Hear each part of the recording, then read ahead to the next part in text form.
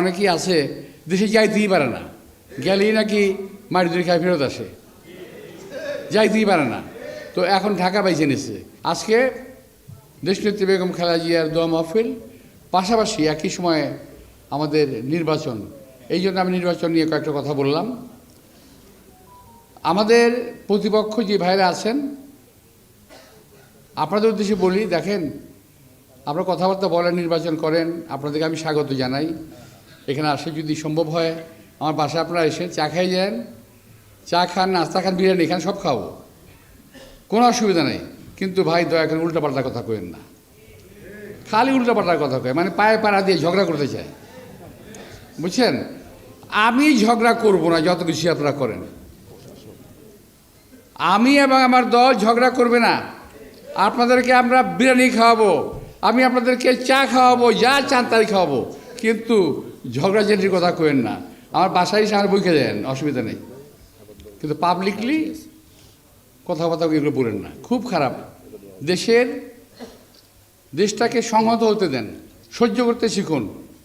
শুধু এমপি হতেই হবে এমন ভাবার কোনো কারণ নেই।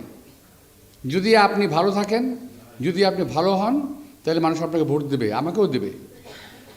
একটা প্রশ্ন শুধু আমার থাকে, কি জানেন? আপনি যদি এতই জনপ্রিয় হন, তো বাড়ির যান না কেন নির্বাচন করতে, বাইরে কেন? হ্যাঁ, আমার প্রশ্ন এটা।